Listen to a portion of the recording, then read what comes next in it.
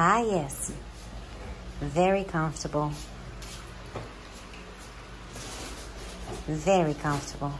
Hello fellow readers and readresses. A few days ago, while I was rearranging my hideously messy bookshelves, you can watch the video over here, I realized that I own quite a few books that fall into the category of too anticipated to read. And right about now, you're probably asking yourself, what the hell is this weirdo talking about? So let me illustrate with an example. I've been wanting to read The Rhythm of War, the fourth book in the Stormlight Archive series, ever since it was announced. I pre-ordered it and received it almost immediately after it came out. I bought it as an ebook to make sure that I can read it on my Kindle on the go, and I even started reading the 11th pre-release chapters on Brandon Sanderson's website. It's been almost 2 years since the book came out, and I still haven't read it. Why? Two reasons. Number one, I think I love the feeling of anticipation, the looking forward to something as special as these books are to me. And number two, I am afraid I might not like it. The discontinuation may bring upon worse suffering to the characters that I have grown to love, and I don't have any concrete reason to believe so. Also, I have nothing against suffering in books as a whole. I think I'm just a little bit too invested now, and so I procrastinate. And this isn't the only book I treat this way. Some of the books on this list I have no attachment to,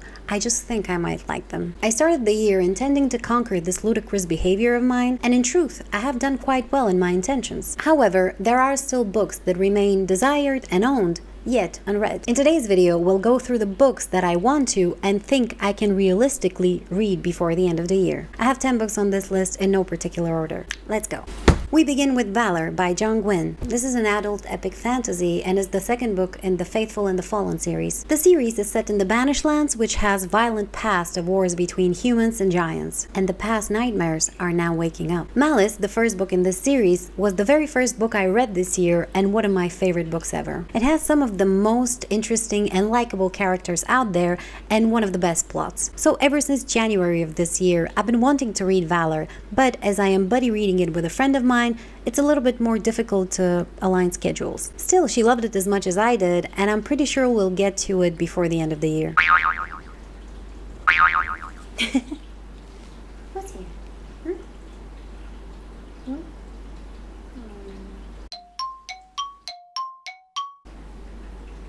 Royal Assassin by Hobb. I don't have the physical copy yet. I am expecting it to arrive within a few days. This is another epic fantasy and another second book in a series, this one called the Farseer Trilogy. It follows a boy with no name who goes by Fitz. He is the illegitimate son of a prince and a woman we know close to nothing about. Fitz has some very special skills and is kept in the palace as an apprentice to an assassin in order to ensure that he won't challenge for the throne. This is a terrible summary and does the series a great injustice. Unfortunately, I don't think I'm capable of doing any better. I picked up the first book in this series, Assassin's Apprentice, in May, and somewhat to my surprise, I absolutely loved it. The author has one of those writing styles that is so beautiful but looks simple, making the book so pleasant to read. And the story was just mesmerizing. Every single character is a piece of art. And I'm just gonna say right now that patience is one of the best things to ever happen to literature. By the way, in this context, patience is a person, not a human quality. Listening to other people review this book before I read it had me worried that it's gonna be a slow, tedious experience loaded with terribly sad events. But though these reviews weren't untrue,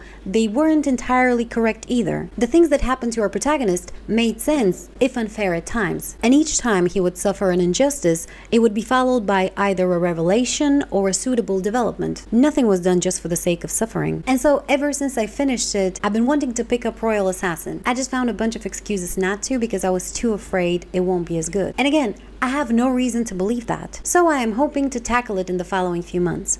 The Shadow of What Was Lost by James Islington. This is an adult epic fantasy and is the first book in the Lycanius trilogy. It is set in a world that 20 years ago went through a civil war between the then ruling magic wielders and the rebellion, resulting in the oppression of the former, or so we're being told. We follow 16-year-old Davian and his friends who have been dragged into a somewhat messy situation as an ancient evil awakens in the north. I remember wanting to read this book back when I first started watching BookTube, which at this point is several years ago. It initially caught my attention with its beautiful name and its rather stunning cover. Yes, I am superficial like that. And this might be the one book I am sure that I'm gonna finish this year because I did start it a few days ago. So far, I am quite enjoying it, though I will withhold judgment until I'm done.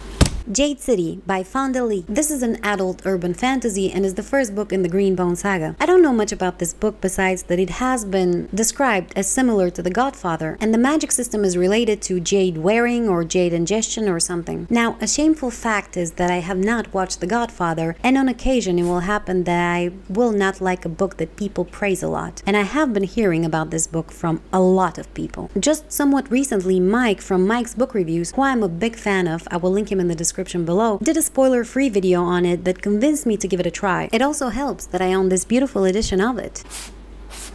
The Blacktongue Thief by Christopher Buehlman. This is an adult fantasy/horror according to Goodreads. It's also book 1 in the Blacktongue series. I know absolutely nothing about this book besides that a lot of people like it. I also love the cover, and I've been wanting to read it since last Halloween when I picked it up and had to drop it for a buddy read I was doing at the time. And I've been wanting to read it ever since, so I do hope I'll be able to do that before the end of this year.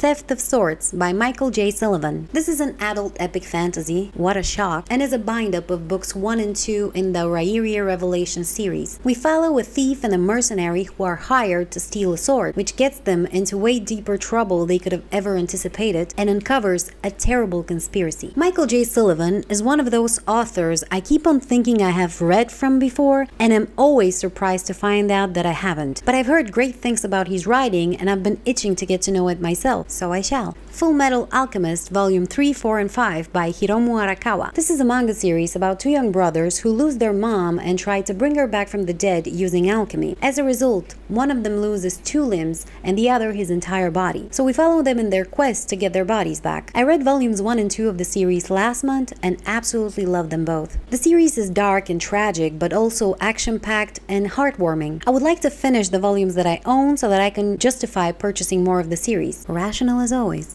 Full Moon by Jim Butcher. This is an adult urban fantasy and book 2 in the Dresden Files series. It follows Harry Dresden, who is a wizard detective and helps the police department investigate crimes of magical nature. I buddy read book 1, Stormfront, in October of last year, and I really can't wait to continue with the series. I love Harry Dresden as a character and the world created by Jim Butcher. I also heard that the books get better and better the further in the series one goes, so I am really looking forward to that.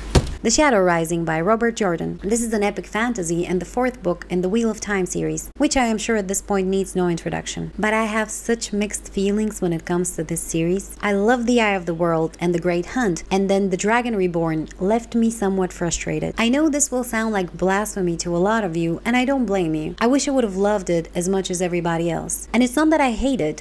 I love the world that Robert Jordan has created and the mystery that he has woven in it. And I find it fascinating and want to know so much more about it. My problem is with the execution of some of the characters. A lot of the time I feel like they're represented by one specific characteristics of their turned up to 100. Either stubbornness or anger usually. And often it seems as though their interactions are somewhat unfinished, that there's something missing. And I'm not just talking about the romantic relationships here. To give you an example, in book 3, The Dragon Reborn, there is a long-standing argument between 2 of the female characters, which happens with no trigger and no proper setup. It seems as though it just starts up one day. Boom, they're mad at each other now. And even if we know and understand what the reason for the conflict is, it's never properly represented on page, and then it's drawn out for a while until its ultimate climax, which was so bizarre that it felt like out of nowhere. This is just one example, and I wonder whether I explained it well enough to make sense to anybody but myself, but it's what I have. All I know is that I loved the world but felt rather frustrated the whole time I was reading book 3. And look, if you feel that I'm being unfair, I'd be happy to hear your spoiler-free arguments about it. Maybe I misunderstood something, maybe it gets better. I truly hope it does, because I just want to love this series, and I already bought all 15 books. So I am looking forward to The Shadow Rising and what it has to offer. The Name of the Wind by Patrick Rothfuss. This is an adult epic fantasy and the 1st book in the Kingkiller Chronicles. It follows a guy with an unpronounceable name who tells the story of how he became the most notorious wizard in his world. This book has been on my TBR since the dinosaurs climbed down from the trees.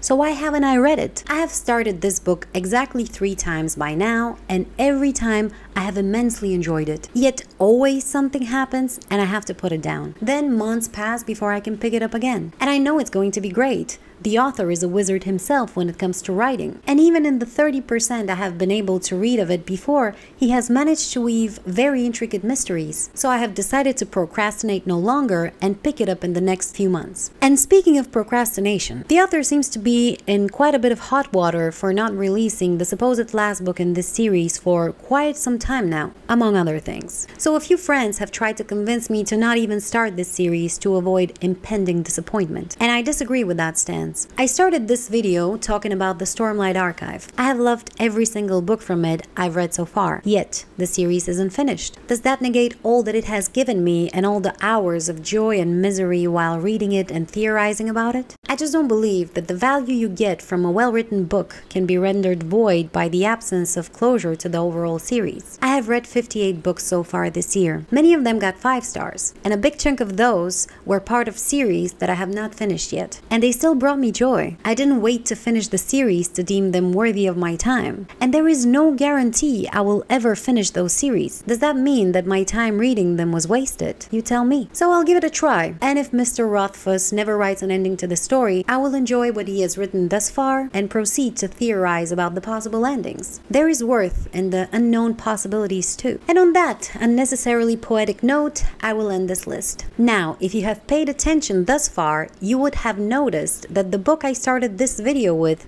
The Rhythm of War, isn't even on this list. That is because I want to reread the other 3 books of the series before I pick this one up, and that is unrealistic to happen before the end of the year. And that concludes this video. I hope it wasn't terribly tedious and that you got something out of it. I'd be happy to hear what books would be on your list, or what you think of mine, or my perpetually terrible hair. Thank you for watching this video. It warms my heart to see you here, and any spare likes you might harbor will be well treated here, should you choose to drop them. Have a great day, and I wish you all a Song of Ice and Fire.